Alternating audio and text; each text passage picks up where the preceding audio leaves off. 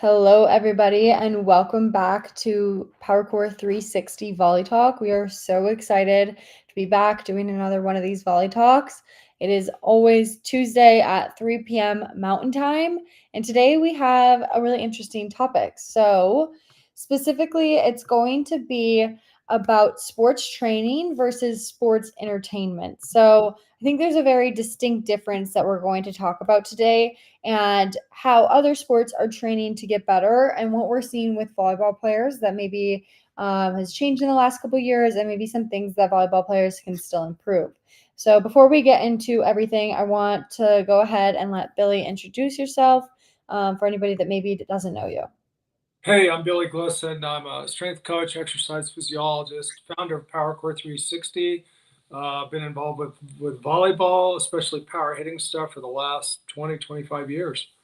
Yeah, crazy. But today, so like I said, we're going to talk about training. So Billy, can you distinguish us what you mean by sports training in general? Does this just mean going to club practice, going to high school practice, or what does it mean?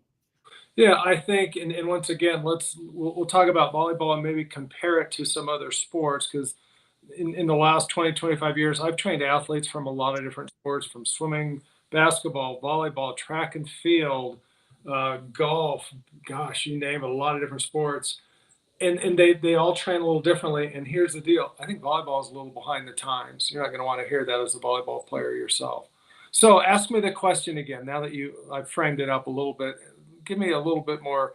Give me that question again, please. Yeah, so what specifically goes into sports training? Is it just club practice? Is it just lifting weights? Is it going to high school practice? What all goes into it? Yeah, and gosh, um, I like that, and I'm thinking as you say that because I know what I think it is, but I don't think young volleyball athletes understand that. And so I'm going to start it off by saying, and then please come, you're going to dial the question back on me here in a second. I think that young volleyball athletes, when I say young, I'm talking about middle school, high school volleyball players, right? And a lot of them, as we know from clinics and master classes, some of those kids really have high aspirations, right? They want to go play high level high school or high level club, and a lot of them think they want to play in college. But I don't think many of them understand what it really takes to get there. So therefore, that's kind of for me what I want to talk about. And so, to answer your question, what's involved? I'd like to know what they think is involved. I think some of them think, well, it's just like, oh, I'm playing high school now, so I'm just going to go to high school practice and I'm going to high school matches and I'm going to become great. And I got news for you. I don't think so. I don't think you're going to make your goals. If you want to be a college volleyball player and somebody that really excels at the sport, not just a player, but go and actually excel at the college level, my bias is, my opinion is, it takes a lot more than that. It takes a lot more than just showing up for a practice and going to high school matches and even club matches. And Darian, I'm going to mix it up on you today, right? Instead of you guys just listening to me ramble, you're a Division I scholarship hitter, just Division I athlete, right? So I'm going to ask you today, what do you think? What do you think, first of all and foremost, young youth volleyball players are thinking? And you have a little sis that's in high school, going to be a collegiate player. How about your experience, her experience? What do you think's going on in the thinking of a young volleyball athlete? Like, what are they thinking they need to do to get better? Yeah, so I think we just got a comment out from YouTube. Thanks for the content and education. Of course, I'm going to answer this question now. I think that some young volleyball players really do understand, but I think a lot of those young volleyball players that do understand everything that goes into it probably have some older siblings that maybe played at the next level, and they have an understanding of how that athlete or their sibling got there. I think in my case, I didn't have an older sibling, so that I'm talking about my sister. In that case, she had two older sisters that both played Division I volleyball, so I think she has a leg up in understanding the training that you need to do, and my parents have an understanding of the training that goes into it. Versus when I was growing up, I was the first Division I athlete in my immediate family, and we didn't necessarily know what all went into it. It was very like, okay, do you play club? Do you play high school? Do you need to do training outside of it? how do you talk to coaches, all those things. But to specifically about the training, I think that young athletes, if they don't have any prior experience, I think they maybe struggle to understand a lot more goes into it than just showing up for a club practice and joining a club that has a regional team or something like that, the club that goes to nationals, because there's nationals out there for teams that girls won't even play at the next level. So just because you're going to nationals and doing all these things doesn't mean you're necessarily getting to that next level. It's going to take a lot more than that, but it's something that I don't think is talked about widely with coaches, and coaches aren't maybe educated and they're not educating their players on how to get to that next level. So I think there's definitely a distinct barrier there for athletes for sure. So something's making me think as you're describing your background and history with all that is, geez, I wonder, I wonder what young kids are thinking. I wonder what's in their head, and what they're thinking they need to do to get better. And actually, I'm gonna frame a question this way. Let's take high school volleyball and club volleyball as two different entities. Right now, we're in the middle of high school for girls, and so how much better does a volleyball athlete get in a traditional high school season? Okay. How Yeah. much better do you get in a high school season? Darian, I'm asking you that from Yeah. your observations, right? Yeah. What's your for that? I mean, I think obviously you're playing, so you're not rusty. I think that's one thing. But I don't think that you're in there training what your skills are going to be. You're playing games. Like my little sister has a game tonight. She has a game on Thursday. I think she has another one on Saturday. So they have games, or you guys have games 3 to 2 nights a week, at least every week. You're not training and making mistakes during that time and changing things within your swing, changing things within your passing, your setting to get better, because then you go to a game and you're going to resort back to your habits. So during that time, coaches, right, they're focused on how does the team win, not how can I develop these players to become the best that player that they can be individually. That's not the coach's goal during the season. So I think a lot of players need to understand, yes, I'm in high school and I'm playing every day right now, but I'm not training different ways to get better and improve my skills. I'm just kind of maintaining. That's the goal. And I know that was something at the college level that we talked a lot about with my team as well. You know, of course, you want to get better throughout the season. You want the team to do better throughout the season, but you're not necessarily training to get better and trying new things every single day to get better. You're maintaining that level of play and trying to win as a team together. And then that's what in college, at least, we would use the off season as a team.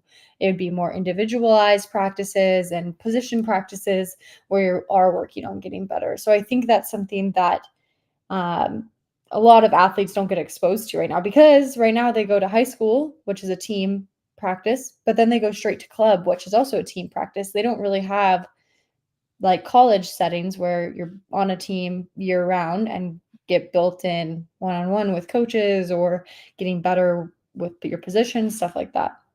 Yeah, I think that I think that's really well said. I think if I throw it at people in a little different way, you're exactly right. High school or club practice, and you will use volleyball, but I don't care what sport, choose the sport.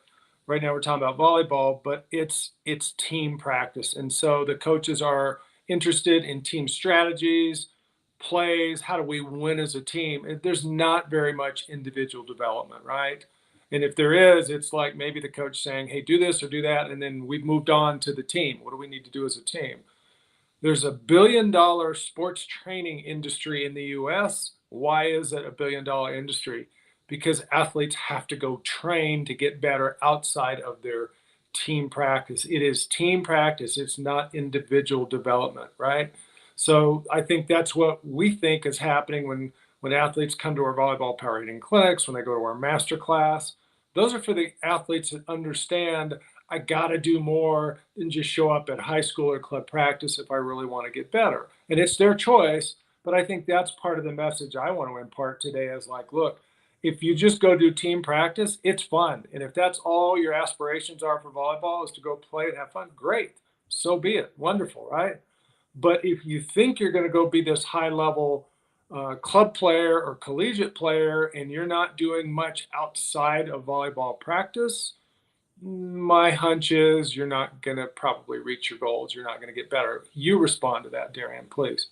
No, I agree. I mean, I think I can speak to my own personal experience of how I did get better as a high school athlete wanting to play at the next level. I knew from probably 8th grade on that I wanted to play at that next level. So what I did is we had a volleyball net in our backyard, so I would go out there, play every single night, serve every single night. I would make my little sisters play with me. I would do private lessons. I would basically do any training that would be available to me. I would go to get my friends to go play at the gym, any training outside of practice to try and actually get better. A lot of summer camps in the summer, going to try and learn from new coaches, as I didn't think that I had necessarily the highest level coaching. Like I would go to Hugh McCutcheon in Minneapolis. I would try to go and learn as much as I could from him growing up, so that way I could take those and take what he teaches and try to implement it into my game. So that was things that I did growing up, but I think it's something that athletes need to start to understand, as well as that you need to, get out of just team practices and you need to get better by yourself, and you have to make those opportunities. You have to find the time, but you also need to be passionate about it and want to go do it. And if you don't, that's fine. Like we said, you don't have to want to play at the next level. But if you do want to, those are the steps that are probably going to be you're probably Yeah, going to take. yeah.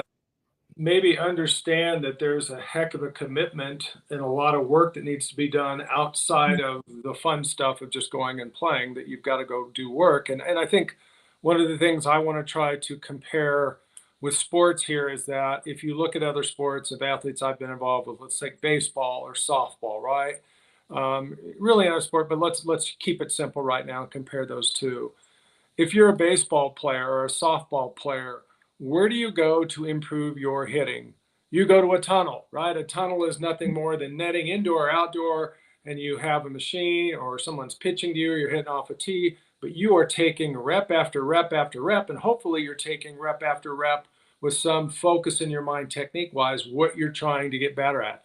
Power, getting the bat on the ball, hitting to an opposite field, whatever the case is, you're working on something, but you're doing a lot of reps. It's not happening at practice. At practice, you might get 10 swings in batting practice in baseball or softball, and that's it.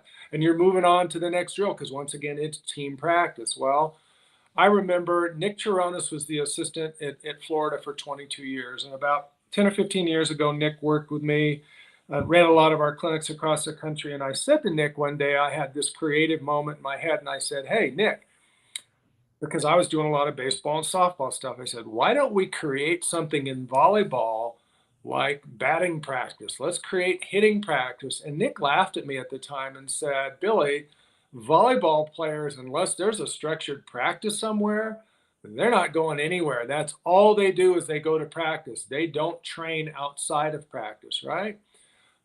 Well, here's the good news, and that was true. I mean, I saw that for a lot of years.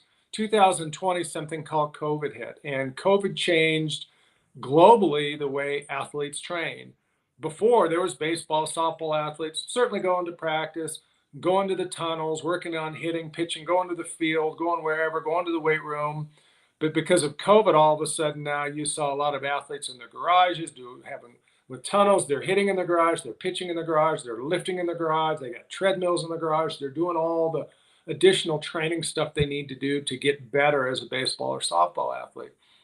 The cool thing is we've seen with the master class volleyball athletes, right, starting to do the same thing. They're in there. We've seen them certainly in their garages, in their basements. We've seen kids in their living rooms with really nice living room furniture banging balls against the walls, right? But they were doing whatever it took to get better. They were starting to train outside of practice and in doing the work and starting to get better.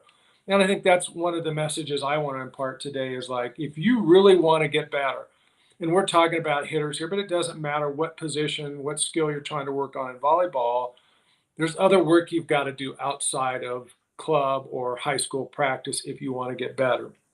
And every other sport does it. It's not like we're making this stuff up.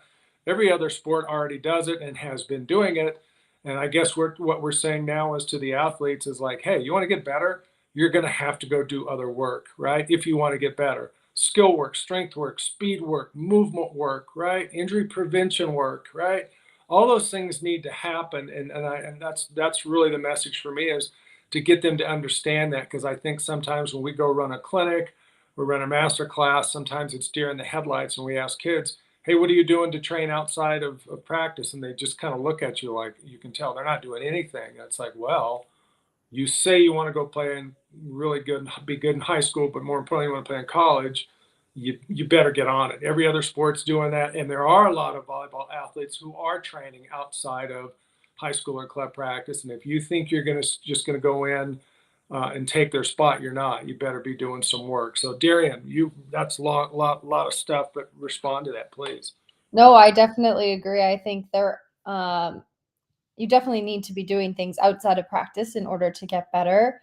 I know you guys already play year round. It's a lot of training or practicing, but you have to take yourself to that next level. And if you're not doing it, like Billy said, somebody on your team is going to do it and your spot's going to be taken. So that's always the mentality I grew up with. And I think it's something that is really important for athletes to understand. But we have a question here from YouTube or a comment, Cool. I guess. It says, get better coaches that can not only develop the team to meet team goals, but also help individuals meet their own personal goals. Many high school level coaches simply don't have the knowledge or skill. Yeah, or time, right? And Yeah. it's really not their goal or objective, and we get that. And that's part of the message too is, go play high school, have fun. It's a great season. Hopefully you're on a competitive team. If you're not, enjoy it. But if you're trying to get better, you got to go do the work. And maybe it's too much for you to get it done in high school, but high school's about to be over in the next few weeks, right? For a lot of athletes, you're going to have a training window of maybe 4 weeks, 6 weeks, 8 weeks, depending on before club starts. In our world, that's a training window where you can actually go get better. So, you can go focus on some skills, be it strength, conditioning, hitting, digging, whatever the case is, you've got to go spend some time and do that with focus and intention to really get better. Yeah, and I have a follow-up question to that, but before we get to that, I want to answer this one. It Yep. says, all my coaches have said I have a low elbow when I hit. How do I keep my elbow high? Boy, I wish they would define, Linda. I can see the question there. What do you mean by a low elbow when you hit? Do you know what they mean about a low elbow and what a high elbow is? So that's my question. Will we see if we get a response back here? Yeah, we'll see. If Linda's still on, she'll respond. But otherwise, my follow-up question to that, remind me again, you were saying, oh, how can these athletes, so you're saying this is a training window, how can athletes, if they don't have somebody that can set them a ball, they don't have somebody that can serve them a ball, they don't have somebody that can do the partner with them, right, on a skill, how can they train still? Yeah, cool. So if you're motivated and willing to do the work, then you can take a small ball you can throw, like a small, we use a molten small mini volleyball. We throw those balls and then we hit volleyballs, right? And so that starts to teach the movement of throwing, which is very similar to the mechanics, power hitting mechanics, well, for hitting. And so we allow athletes to work on developing those motions and developing body rotation, and most importantly, arm speed, right? And feel what it's like to have arm speed and take that same motion and feeling into hitting, right? So where there's a will, there's a way. If you're willing to do it in your backyard, your basement, your bedroom, wherever, depending on where you live, if you've got the intent to get better, you'll find a place to do it. And go throw and go hit. You want to get better at throwing, then throw. You want to get better at hitting, then throw and hit. Do it on the ground and then take it into the air and take that same feeling into the air. Yeah, So definitely. I'm looking at this question on the screen. What are some drills I can do home to get better? I just said, right? Here's the first one. Throw a ball against the wall. Take a small molten volleyball or something that weighs about 5 or 6 ounces. A baseball, a softball weighs 5 or 6 ounces. Start throwing it 4 or 5 times against the wall. Wait 30 seconds, pick up a volleyball, and just with the same motion and feeling you had with the throw, some looseness and some speed, pick up and hit a ball 5 times into the net, into the wall, right? You don't even have to jump. You don't have to be on a court. You don't have to have a net. Go through learning the movements, the motions of how to throw and then how to hit. Because once again, if you use throwing mechanics to create arm speed, it's very similar to the same movements and motions to hit with power. We'll do it on the ground, and we'll take that same motion into the air. And guess what? You'll start developing your arm speed. You'll hit the ball harder. Because to hit the ball harder, you got to have more arm speed. Your arm has to move faster than it does right now without working on that. Yeah, absolutely. That's a great point. So with that, okay, so you're at home, you're throwing, you're hitting a ball against the wall. How do they then transfer this into either a practice or a game? What does that look like? Throw first, then hit on the ground. And there's some devices that we use. You can go on Amazon. You can reach out to us for $30. You can get what we call a hook. We don't make them. We use them in the clinics. You take a stick from the hardware store for $8 or $9. For 40, $50, you've got a stick that can hold a ball, and your parent can stand there. They don't have to know anything about volleyball, but they can hold a stick. The stick is holding the ball, and you can work on your throws on the ground, then hit off the ground, toss yourself, hit into the wall, and then hit 4 to 5 balls with your parent holding the stick, and work on rotating your belly button from right antenna to left antenna, right corner of the wall to left corner of the wall, pretending that there's a net in front of you, and use the same motion you were using on the ground to throw and hit, and do it in the air. Feel what that's like to create body rotation, arm speed, hit balls. And if you rep that, if you did 100 reps, right, not in a row, but 100 reps in a day, it'd probably take you 20, 25 minutes to do that. If you did that 2 or 3 times per week, you could use that 4 to 8 week window between high school and club to actually get better. But you've got to do something that looks like throwing and hitting, because that's the motion you want to do when you get in the air. Yeah, absolutely. That makes sense. So with this training at home, like we talked about, or training outside, is there stuff you can do? Let's say you have a net and you can go to a gym. Is there stuff you can do to get better besides throwing as well? Or what, how do you build on that? Well, if you want to get better at, gosh, this is a really poor example, but I'm going to say this and try to move on to some practical. If you want to get better at checkers, would you go do jumping jacks? No, right? If you want to get better at checkers, you'd play checkers. If you want to get better at hitting, you got to hit. Throwing and hitting are very similar. So throw and hit, right? And so if you're trying to get better at hitting the ball, you got to hit. You can hit onto the ground, into the wall. You can hit off one of the hooks in the air. You can get off Amazon, you can hit. You can jump serve. You can learn to toss to yourself and do a jump serve. You can have someone toss to you, right? But you got to work on the motion, the skills, the movements of hitting, right? The more you do it, the more efficient you're going to become, the faster your arm's going to move, the more confidence you're going to build in it, right? Because confidence just literally comes from doing a skill over and over until you like done it so many times, you know how to do it. That's what confidence is in hitting. You've done the work and you know how to do it without thinking about it, right? That's as difficult as it needs to be, right? That will help you learn the mechanics of throwing and hitting. Now, if we got a little bit more on top of that, then we'd say, okay, yeah, you should be doing some strength training, and without even getting in dissecting like what kind of strength exercises should you do. If you're not doing any strength training exercises, go do some strength training exercises, but in a simple sense, work on things that work on your shoulder, your rotator cuff, and your arm rotating, kind of like you were throwing or hitting. Work on some rotational stuff, right? Where your shoulders and hips and spine are rotating from right to left, because that's what we want you to do. When you throw, that's what they do. When you hit, that's what they should do, right? And so we want you to do some things like that. Mechanics work, strength work, right? Nothing wrong with that. If you did that a couple days per week, right? That would make you better. Make you better. Yeah, absolutely. I think the I want you to summarize here what we want our key message to be to athletes here that are looking to get better, and they're like, why have I not gotten better through high school season? I'm going in a club. I want to play at a higher level. What is some key points that they can take away here? Key points is you got to train. High school practice is team practice. It's not individual development. And it's one thing if you're a starter and you're a 6, rotation athlete playing, all 6 positions on the court. how many athletes are a 6 rotation? Not very many. So you're rotating in and out, you're getting a few reps, but you're not necessarily developing your skills, but you're probably having fun and maybe you're playing. What if you're not playing? What if you're sitting on the bench? What if you're sitting behind an upperclassman, right? How are your skills right now? How are your confidence right now, right? Not very good. So when you get out of high school, you better take advantage of that window between that and club. And maybe, hey, think about this. What if you even trained inside a club, right? What if you did some individual development inside a club season? Because that's for some athletes, 4, 5, 6 months of training, right? That's when you're going to get better. If you don't ever train besides club or high school, let's face it, you're going to get a little bit better from playing the team and doing the team practices, but you're not going to develop individually anywhere close to what you could be and probably need to be if you have collegiate aspirations.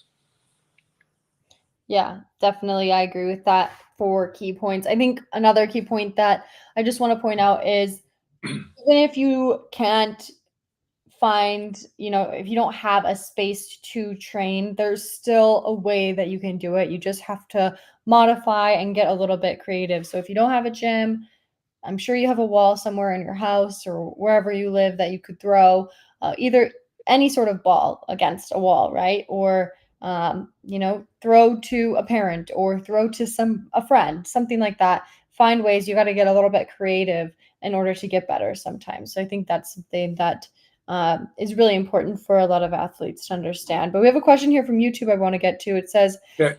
when jumping to hit, I find that I land in the same spot. Should there be a slight broad jump, meaning jumping forward when hitting? Yes. Short answer is yes. You should probably be moving forward a little bit. Now, let's dissect that. I'm imagining a hitter that's been an outside hitter hitting left side, and I can visualize them taking off at the attack line, the 10-foot line, right? And only moving 3 or 4 feet. The reason they're landing in the same spot is they have no forward momentum on their approach. So as they go in and jump and land, there's just no forward momentum, no forward speed. They're not going to hit the ball very hard. They're not going to be very dynamic. They're not going to impress a lot of coaches or any coaches, right?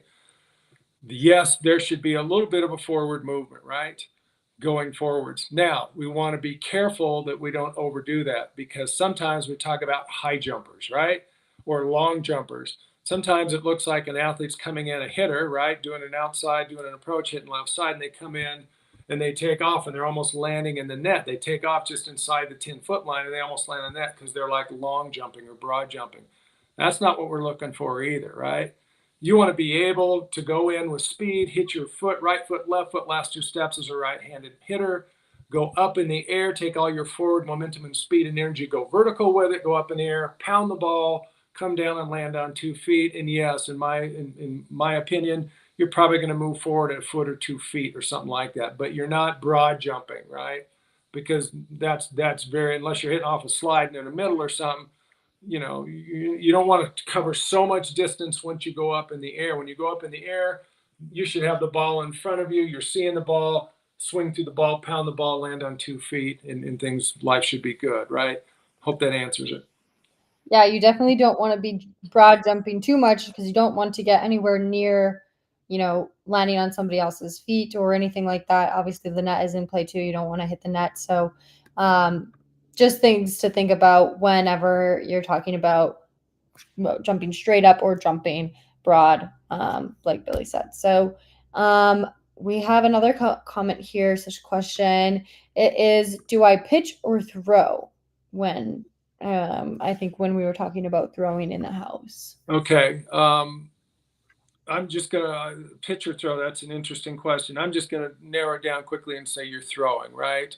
Versus pitching, because if you're a female and you're pitching, you're probably, if you're fast pitching or even slow pitch, it's underhand. So that's not the motion we're looking at. We're not looking for an underhand serve. We're trying to throw the ball overhand and hit the ball overhand. So we're going to throw a ball overhand. And whether you're calling it throwing or pitching, you're going to use throwing mechanics and you're going to step, you're going to turn your hips, turn your chest, and throw through the ball and let your right hand, check this out, this will get some attention. Your right hand's going to your left hip, okay? So everybody throws a ball, throws a javelin, throws a football, throws everything, right? Throw it with speed, right? And you're throwing, but I wouldn't think of it as like pitching mechanics. You're trying to feel arm speed and you're trying to feel when you release the ball how fast your arm's moving and then you're tossing balls to yourself and using that same feeling of arm speed and looseness to use arm speed to hit the ball into the net, into the wall, whatever you're hitting into. Yeah, absolutely. We have a couple more questions here I want to get to. This one is, do you recommend a 3-step approach or a 4-step approach? Well, I think probably both, maybe depending on your age. I think a lot of athletes, and certainly you can speak to this as well, a lot of athletes will learn a 3-step. Maybe that's a common way to start. A lot of collegiate coaches are looking for a 4-step approach. It's a little bit more advanced. I think both are good. And then what I'll really tell you is, in my opinion, the athletes I train who are like, juniors and seniors in high school, you're trying to get them prepared for college.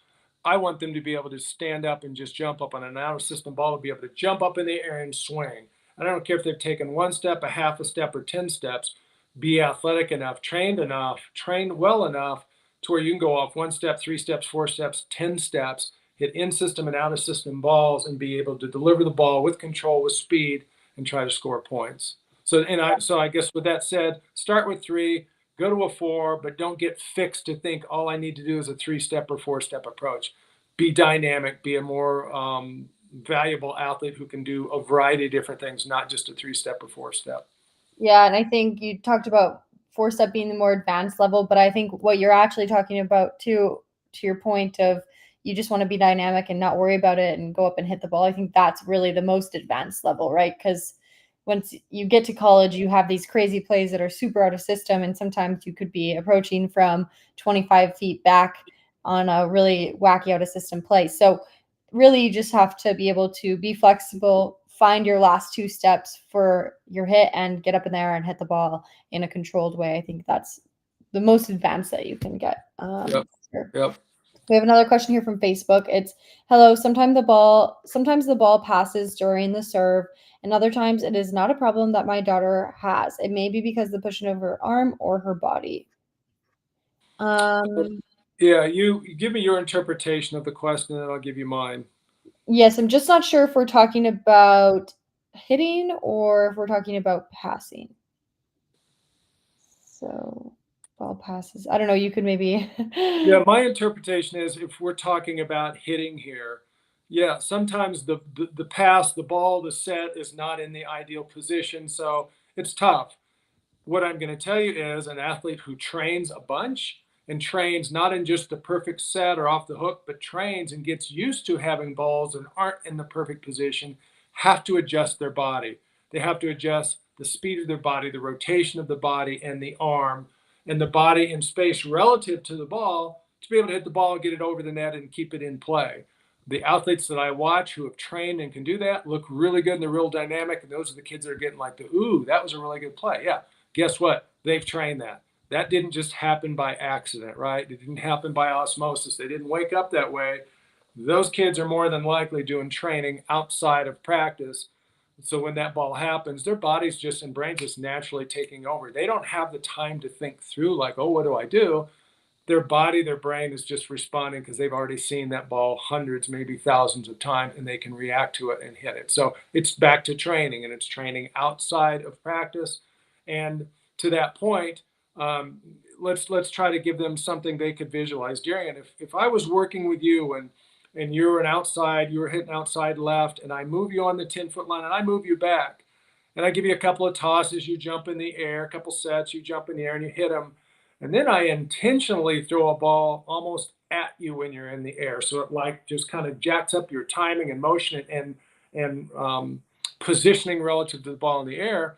I do that with the athletes I train, right? Because I want them to understand, yeah, the sets are never going to be perfect. And there's going to be balls out of system that get tipped, get blocked, and ricochet in the middle of a match, middle of a point.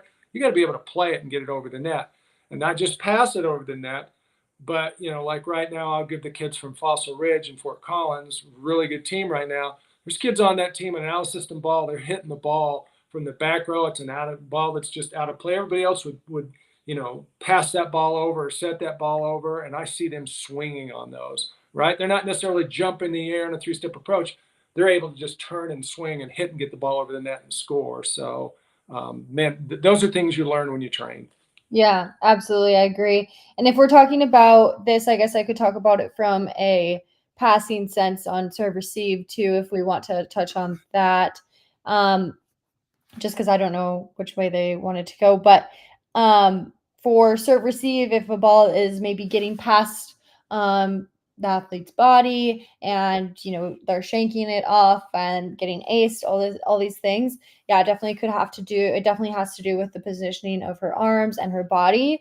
But it's about how your daughter can also, or your son can, read the ball coming off the serve. So that's a huge part of it as well, learning how to read the server, where the ball is going, so then they can adjust their body and either get their arms out to the side and play it one of the sides and get that angle correct, or moving their body to where the position they need to be in order to get that ball on the best angle. It's really just about angles for serve receive and reading where the serve is coming from and where it's going. So I think that's something on the serve receive side, at least for this question, if we're talking about it from So Darian is using the words read, and it just goes back to making me think, when she says read, they're seeing. And when you read it, she's just saying, see the ball. When you go and train, you're going to see a lot of different balls, good sets, bad set, good tosses, and you're going to have to react to that. That's what training is. Seeing good things and bad things over and learning how to respond with your body movements and your arm movement and everything else over and over and over. I'm going to bring up one point, and then I know I can see another question that popped up. Nick Chironis, once again, the assistant at Florida for 22 years. He told me years ago how he would, one of the questions or one of the ways he would recruit female athletes to the Florida team. And he said, Billy, when I went in, I wanted to know, one of the first questions I had was, does the athlete, a female athlete, right, if it was Florida women's volleyball, do they have an older brother that played sports? And he really wanted to know if he had if the girl had an older brother that played baseball. Darian, why is that, do you think? Because the brother probably made them throw the ball to them. Yeah. And then they read it. They were out, they were having to read the catch, the throw, the hit. They'd taken probably thousands or hundreds of thousands of throws to their brother, even if they weren't great throws. They were seeing it, they were modeling after it, and that's what athletes and people do. We learn, we model when we see things. And same word you were using when you read something. You're in there training and seeing it and getting experience. That's what reps are, right? And so that's what we're saying today is, you want to get better, go practice, go train, right? That's how you get better at whatever it is you're trying to do, volleyball in this case. Yeah, and I think something we don't talk about a lot on here is how much seeing and reading there is in volleyball. I think the majority of the time you're playing, you could go plays being on the court, but not even touching the ball. But you could impact how that play is coming out still, whether you're blocking, if you set up the block wrong because you read the other hitter wrong or you saw what they were doing was wrong. You maybe didn't touch that play, but if you set the block up on the line and the hitter hits sharp cross and nails the little outside in the head, it's probably because you set up the block in the wrong spot. So with all of that, just the big part of it is, can you just get those reps to learn, okay, this is what the hitter looks like, this is where I need to set up my block. Same thing on defense. I know that was huge for me when I played libero in college, was okay, I need to be able to read not only the hitter, but what are my blockers doing? And then go back to, what is the hitter's hand doing? Are they tipping? Are they hitting hard? Where are they going on the court? If one of my teammates dug the ball, okay, now do I need to go set it? Was it the setter? So it's just about learning the game by practicing through training, but also learning the game when you're not actively touching the ball or maybe participating in a play. How can you still affect that play? And I think that's something that is really, really important in volleyball. And I think the more you play it, the higher level you get. Obviously, the better you're going to get at it naturally, but you can also get better at it by training this stuff consistently. And, if you're doing defense, having a parent randomly throw you balls everywhere or hit one at you, and learning the difference in reading what they're doing, even if it's just somebody that doesn't even play volleyball, you can still learn what does it look like when certain balls look certain ways. So I think that's a huge part of it that we don't always talk about on here. But we have another question from YouTube. It's, when practicing throwing, what intensity should I throw the ball? Yeah, that's a great question. So let's try to get a succinct answer. Depends on your age. It depends on how much you've thrown, what's your experience and your training level.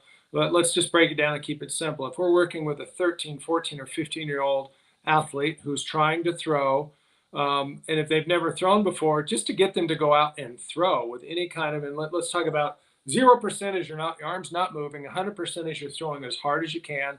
First and foremost, we never tell our athletes to throw or hit as hard as they can ever. No reason to do that, right? If you're an athlete that's never thrown, if we tell you to go out and throw at 50% effort, 50% of your maximum speed, and if you did 100 throws that way per day, dude, and you did that 3 days a week, you're going to get better so much faster because your brain and nervous system will learn super fast. And at 50% on top of 0% you've been doing before, that's all the speed and effort you need initially for the first couple weeks to throw at 50%. All right, so I'll give you a little look inside the Powercore 360 training bubble, right? As we take an athlete in the first couple of weeks, we might throw at 50% effort and 60% effort. As we start taking an athlete and they've trained with us week after week, we start ramping it up week after week. We might start throwing some balls 70%. We might throw a ball at 50%, then 60%, then 70%. A couple of sets later, they're warmed up a little bit more, right? We might go into the 75%. And later on, if I've worked with a kid 4, 5, 6 weeks, I might get up into the 80, maybe the 85% if I really know they've been doing the reps and they look good and the mechanics are good. So it varies from probably on average 50 to 75% speed. Of course, for a young athlete that's never thrown, they don't know what that means. But you just tell them, look, if you're going to throw and this is maximum speed, we're not going to throw at that. Just throw, and then add and get them to start figuring out, is that half as hard as you can throw? Then throw it half as hard. Throw it 50%. Throw it 60%. Throw it 70%. Initially, I don't think they need to go over 70%, right? And I wouldn't suggest that they do unless they're routinely doing it and they're warming up well. And there's other variables we look at, but that's the short answer, unfortunately or fortunately. Yeah, absolutely. I think that's a great question. Something that I don't know if we've ever been asked that before. So I think that's Yeah. a great question. But anyways, the theme of today overall was just we want you guys to get in the gym or get somewhere in your house, outside, wherever you want, and just start training, building that individual training up and getting better individually. I think is something that is so important.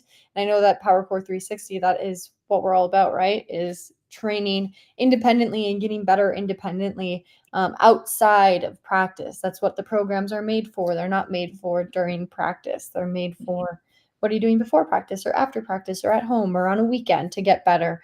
So do you have any final thoughts on that, Billy? No, just reiterate that. Train. You want to get better? Go train. You don't get better at anything unless you're doing the work. So if you want to get better and have high aspirations to go play collegiate volleyball or be really good at Clever High School, you're not going to get there just going to practice. It's just not going to happen, right? So go train. Go train and be intentional. Be intentional if you would, and just get the work done. Yeah, absolutely. Well, thank you everybody for all of the questions today. And thank you everybody who joined, listened in. We will be back next Tuesday, 3 p.m. for another Volley Talk like usual, 3 p.m. Mountain Time. And I want to just follow up with a couple of like housekeeping items, I guess you could say. We just finished our first fall clinic that was in Chicago this past weekend. There is a few more clinics available for the rest of our fall clinics for 2024. But after that, that is the rest of the clinics we will have for 2024. And then you would have to wait till 2025 to get to a clinic, or you have to do online training. So those are the options that are kind of left for the rest of the year. And we will be announcing, be on the lookout. We will be announcing 2025 clinics very, very soon. So make sure you're paying attention if we're coming near you, or if there's any cities that you're looking for. Hopefully you can see that soon, and you can look for announcements on all of our socials that we will be putting out, letting you guys know when that will be happening. So that way you guys can grab your clinic spot as soon as possible. So if you didn't get to grab one last year, because I know we sold out all summer and we've been selling out this fall as well, hopefully you can grab one next year. But if you want to train right now, our masterclass is always available. So that is online training. Like Billy said, we're coming up to that, 4 weeks where you don't really have high school, you don't really have club practice yet. you have that time to maybe train a little bit more individually, masterclass is always a great option for that. So that's something that you can look into if you're interested. All those links will be in our social media bios if you are interested in that. But thank you guys all for joining today. And thank you, Billy, for all the great insights today. I thought today's topic was a really fun one. And again, audience, thank you for the questions. Yep. Hey, one other just additional thing on the masterclass Jaren was talking about. Starting in November, so just next week, we're launching the new version, the 2.0 version of the masterclass. And guess what? We're doing a lot in there, throwing, right? There's a lot more throwing and hitting. And yeah, we're working in the harnesses and getting stronger and all that. But there's going to be a lot of live throwing where we're walking you through and guiding you step by step. 3 or 4, 5 sessions per week, live sessions you can get in on. You can throw at home. We'll guide you. We'll teach you how to throw. We'll teach you how to hit after you've thrown. We'll take you into the air. So that's the new Masterclass 2.0 version that's getting ready to launch November 1st. So hope to see you there. Yeah, definitely. Good point, Billy. We will talk to you guys all next week. If you make sure you set your alarms for it. So we see you all next week again. 3